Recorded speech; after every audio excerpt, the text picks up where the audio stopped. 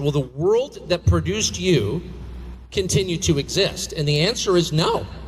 What is it we need to do to fix this, ladies and gentlemen?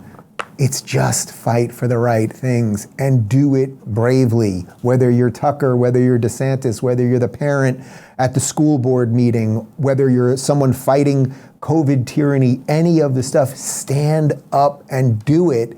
And you might see a change go in our direction. This is Tucker this past weekend. The two things you need to do are organize and speak with total honesty, clarity, and aggression. Those are the two things you need to do. Now, neither one of those things is easy. Complaining is easy. Watching television is easy. Eating with people you agree with and grousing is really easy. That's why those are the first things I do when I'm mad about something. I whine to my wife about it, or I lecture my dogs. All four of whom agree with me, by the way. I have the most right-wing spaniels in Maine. But none of those things change the outcome. You need to act, you need to speak, and you need to organize. And before you can do either one of those, you need to recognize the consequences, the stakes.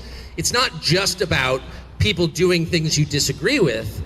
It's about the most fundamental question of all, which is, can you have children? Will they live in a world where they can afford to get married themselves and have children? And will those children live where you lived? Will they live within driving distance of your grave? Will the civilization that produced you continue? These are, I hate the word, but these are literally existential questions. Will the world that produced you continue to exist? And the answer is no. With bad leadership, it won't. Everything is at stake. And that's not a fundraising pitch. Yeah, it ain't easy, guys. I get it. It ain't easy to say what you think, and there will be repercussions. I find it very bizarre when I'm out and about or I do events and people say, Dave, you're so brave. And it's like, listen, I'm not going to war, right? I'm not being shot at. I'm saying what I think. And I guess there is a cost and there's been a lot of upside for it to me too. But if you do not do it, what do you think is going to happen after? What do you think is going to happen to the world that your kids are going to live in and everything else? So we can either just, as Tucker says, we can just watch TV, we can just complain to our dogs and all of those things, or we can damn well do it. And it starts, again, by telling the truth. And Tucker talks about that often, which is why I would love, and I absolutely will, Tucker's welcome to come back on the show anytime. I'll text him right after this to ask him when he'll come back in. But what I would love to know from Tucker is, what do you do about the lies that I just laid out here? It's a little unclear to me, look, and Tucker, sometimes he does this thing where he's sort of like commenting on politics all the time and then he pretends he has nothing to do with politics, which I think is refreshing in a bizarre way at some level.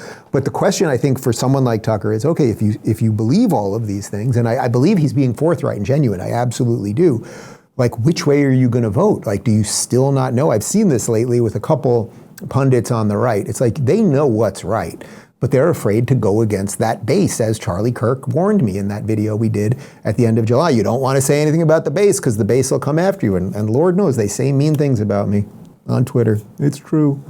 But I'm doing all right. We're going to order lunch today. We're going to have lunch. Everything's going to be fine.